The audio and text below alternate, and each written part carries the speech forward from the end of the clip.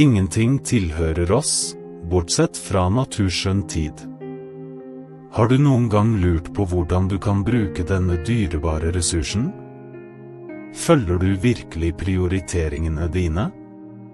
For når vi vier tiden vår, det ting som veldig viktige, som søken etter kunnskap og refleksjonsøyeblikk. Ved å styrke bånd til venner og familie og utvikle meningsfulle prosjekter, vil alt annet i livene våre falle på plass naturlig. Vi vet alle innerst inne at livet kort, men i øyeblikk med smertefullt farvel til våre kjære, oppdager vi vår skjørhet i det stoiske ansiktet. Seneca lærer oss at vi ofte synes livet kort, mens vi faktisk kaster bort det. Den romerske statsmannen og historiefilosofen Lucius Annaeus Seneca observerte at hvis vi ønsker å leve et fullverdig liv, må vi for alltid studere det viktigste emnet i alt liv. I sitt moralske essay om livets korthet gir kynikerne oss en gripende påminnelse. Vår viktigste ressurs om tidløshet i denne videoen utforsker vi Senecas 10 dyptgripende innsikter om tidsstyring, og jeg oppfordrer deg til å bli til slutten. Før vi fortsetter med denne utrolige kunnskapen, lær hvordan du kan bruke disse leksjonene i livet ditt for å oppnå en mer meningsfull og tilfredsstillende tilværelse. Ikke glem å like kanalen hvis du ikke allerede har gjort det, og slå på varsler slik at du ikke går glipp av informasjon. Det kan endre livet ditt umiddelbart. Du vil dele rikdommen din, men hvor mange av oss deler livene våre? Folk vokter sjalu på sine personlige eiendeler, men de kaster bort tid, den mest verdifulle og begrensede ressursen. Seneca advarer om det smålige ved å neglisjere verdien av tid, som uvurderlig og uopprettelig. Se for deg at du går nedover gaten og ser en veldig rik mann. Å kaste penger blir sett på som galskap, men hver dag kaster vi bort noe som enda mer verdifullt for oss selv og andre, tid. Hvis du vil forstå verdien av tiden din, gjør denne enkle refleksjonsøvelsen. Vurder tiden din som en finansiell eiendel. Hvor mye tror du hver time på dagen din verdt? 60 kroner? Eller kanskje 100 kroner? La oss finne det ut. For å være helt ærlig, hvor mange timer kaster du bort hver dag? Hvis du taper 90 timer hver dag, og timen din verdt 60 kroner, tilsvarer dette et tap på 5400 kroner. Tenk om disse pengene ble trukket direkte fra bankkontoen din. Vil du bare passivt akseptere denne situasjonen hver måned? Hva vitsen med å bruke tiden din uten å bekymre deg for å leve fullt ut, uten å vurdere skjørheten din? Før livet blir noe uopprettelig, må vi reflektere over hvor lett alt kan tas fra oss. Det derfor vi må beskytte tiden vår så tett. Gjør det akkurat nå. Dagens oppgave skal ikke avhenge så mye av morgendagens oppgave. Når vi utsetter, går livet merkbart fart. Først kommer latskap og deretter utsettelse. Late mennesker klarer ofte ikke å gjøre det de burde av en rekke årsaker. Fordi det vanskelig, fordi det tar mye tid, eller rett og slett fordi de ikke har lyst. Utsetter bare ting og sier til seg selv, «Å, det skal jeg definitivt gjøre, men ikke nå. Nå har jeg tid i slutten av uken.» Dette gjelder for de fleste av oss. Vi bekymrer oss for å fullføre viktige oppgaver. Vi frykter ofte at angst vil tære på oss, så vi rasjonaliserer utsettelse og skaper perfekte scenarier for våre fremtidige prestasjoner. En kyniker sa at vi alltid må huske at å handle som vi vil ikke bare øker sannsynligheten for at det ikke blir slik. Vi får jobben gjort ettersom vi utsatt for avbrudd i livet, men vi bør ikke regne med at samme skjebne utsetter igjen i morgen. Hvis du vil få mest mulig ut av tiden din, unngå å bruke uttrykket «jeg gjør det senere», og velg, jeg skal gjøre det nå. Jeg forstår kraften i tidsfrister. Å lage en enkel liste over drømmene og målene du jobber mot å sette realistiske tidsfrister for å nå dem skaper en vane. Jeg reflekter over dagen din og legg merke til hvordan du brukte tiden din. Hvis vi ikke engang bruker 10 minutter hver dag på å undersøke oss selv ærlig, vi forutbestemt til å gjenta de samme feilene om og om igjen. På denne måten vil du vite nøyaktig hvor du trenger å forbedre deg, og det vil være mye lettere å kartlegge veien mot personen du ønsker å være. Husk dette når du gjør en feil. Vår tids nølende og slitende liv forblir kynisk. Lev det livet du aldri turte å si nei til. Ikke døm noen som har levd et langt liv etter rynker og grå hår. De levde ikke lenge, de bare eksisterte lenge. Vi har alle visse ting vi ønsker i livet, enten det er drømmejobben, drømmehuset, drømmeforholdet eller drømmeferien. Imidlertid klarer de fleste av oss ikke å oppnå mange av dem. Vi sitter fast med jobber vi bare ikke tåler å betale regningene, eller en partner vi er forelsket i fordi vi ikke vil være alene. Du bare leker deg rundt og uansett hva som kommer din vei, blir du påvirket. I dagens verden har vi insentiver og informasjon konstant til fingerspissene, men vi lurer oss selv til å ikke ha tid til å prøve nye aktiviteter. Å være opptatt er alltid ditt valg. Å holde på ting vi ikke liker er livets største distraksjon. Vi går gjennom dette hver dag, møter opp for å gjøre plikter, men vi skaper ikke uorden. Den beste måten å investere tiden vår på er å skape det livet vi elsker å leve. Hvis du ikke vet hva du elsker eller vil ha, still disse spørsmålene uansett. Hvis jeg hadde mer tid, hva kunne jeg? Hvis jeg kunne endre noe akkurat nå, eller om meg selv, hva ville det vært? Du vil kanskje bytte jobb for å holde deg i form, eller ta en ny hobby. En annen viktig vane for å starte et tilfredsstillende liv er å lære å si nei.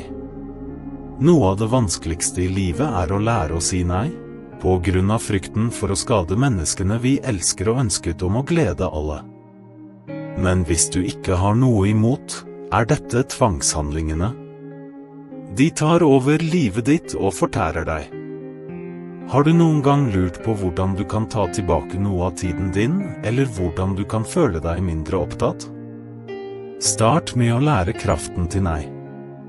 Si nei takk, jeg liker det ikke, og nei jeg kan ikke akkurat nå.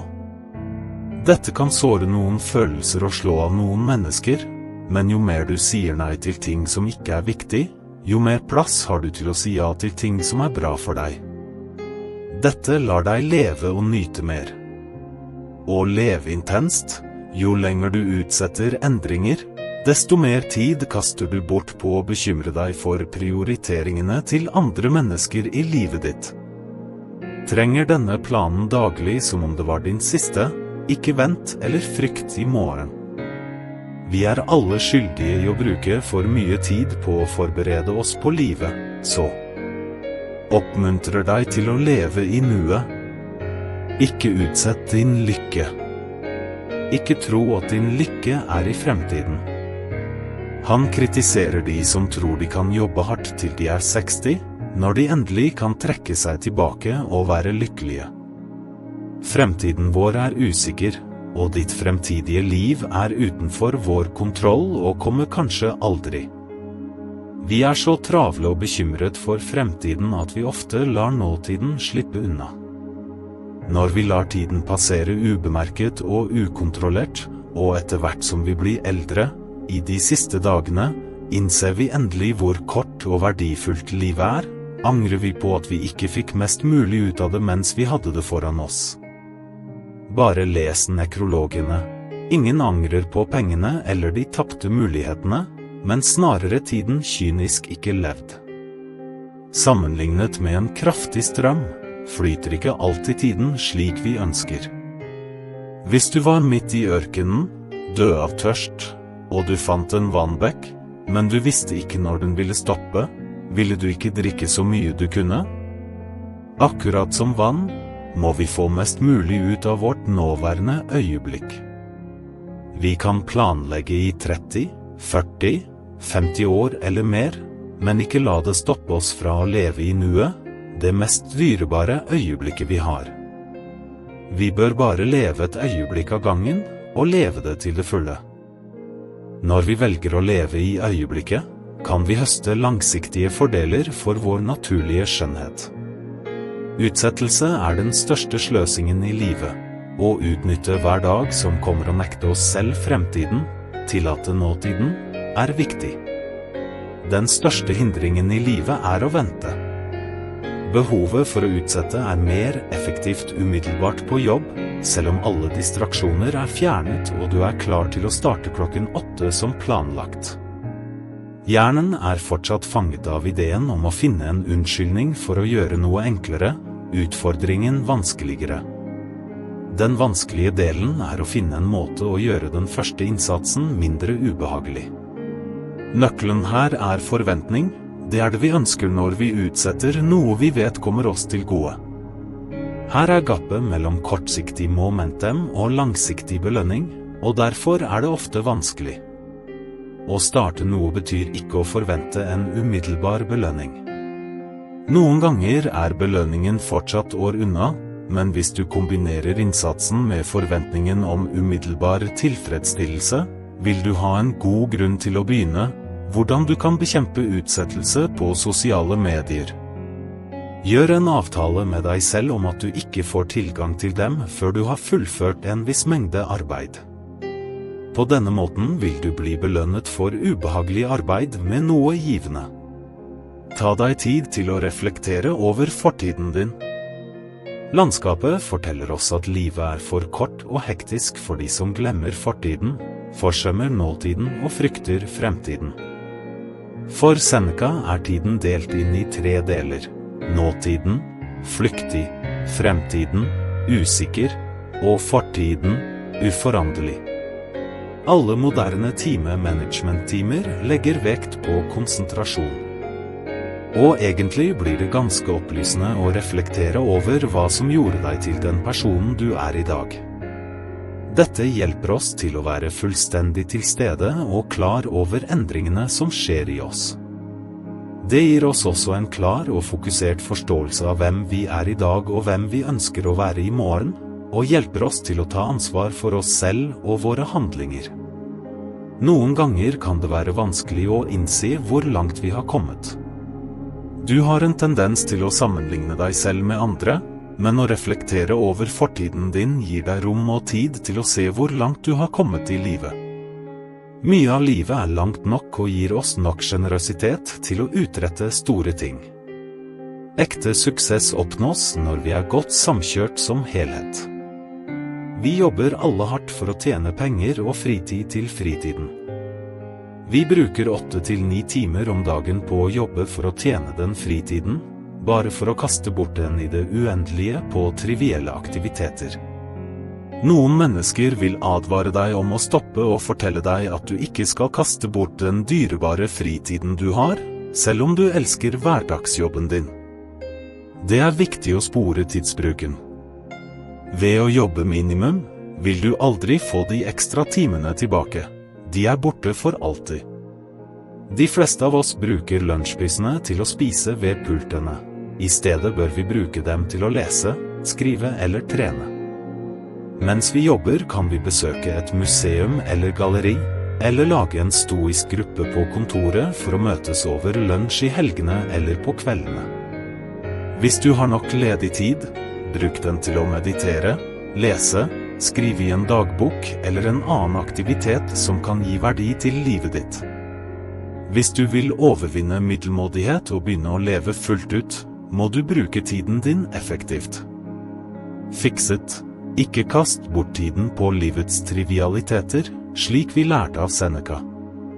Når vi innser hvor kort livet er, hvor liten vår del er vi alle skyldige i å bruke for mye tid på ubrukelige ting hver dag.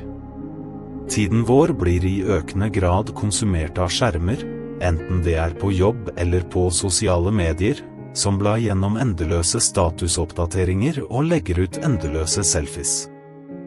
Hvor mange ganger finner vi oss selv i å dedikere tiden vår til andre bare for økonomiske og sosiale gevinster? Å spille et tilfeldig mobilspill uten meritter er bortkastet tid som vi kan bruke til å utvikle nyttige ferdigheter ved å øve eller forbedre oss selv.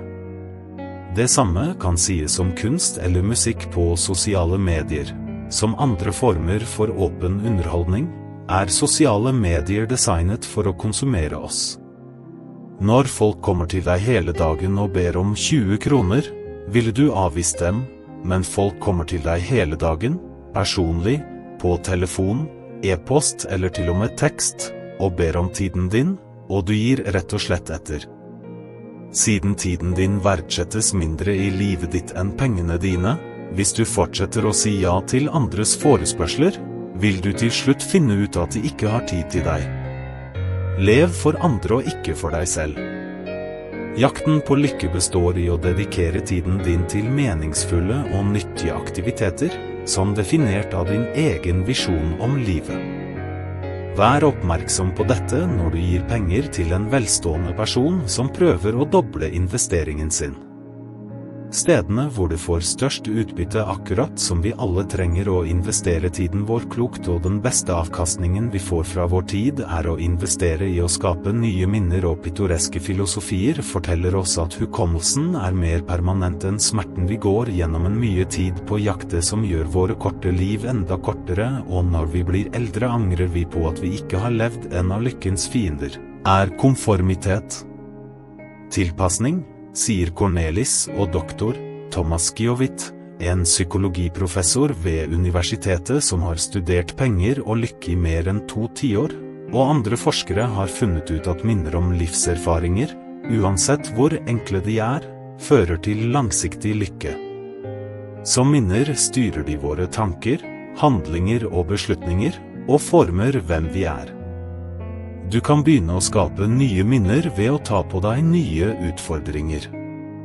Å tilbringe tid med menneskene du er glad i, reise, lete etter nye muligheter, kjøpe en fancy mobiltelefon endrer ikke hvem du er, men å ta fri fra jobben for å dra på en drømmereise er definitivt noe vi alle bør vurdere.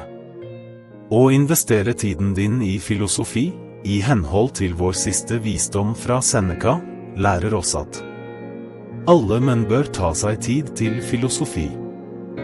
Bare de som virkelig er i live dedikerer seg til studiet av filosofi, da de ikke bare observerer livene deres, men bevarer dem i alle aldre. Filosofi blir sett på som sinnets og åndens eneste verdifulle yrke, som en urstatlig lærer som hjelper oss å lære å leve i oss selv. Vi lever fullt ut i denne korte, forbigående eksistensperioden, og vi må utvide vårt korte liv til side, slik at vi i stedet for bare å leve lenge kan leve bredt. Filosof betyr elsker av visdom. Filosofi er studiet av sannheten om liv og død, om dyd. Ingenting i denne verden er konstant bortsett fra sannheten. En filosof prøver alltid å finne sannheten om hvordan denne verden er og hva vår rolle i den er. Start med filosofibøker og videoer. Historier er laget til din tjeneste. Kunnskapen og visdommen de besitter er komprimert tid, fortettet til sidene deres. Legg til tiden din. Skole er én ting, utdanning er en annen, men ditt ansvar er å utdanne deg selv gjennom hele livet. Videoene som vises på skjermen. Takk for at du så på.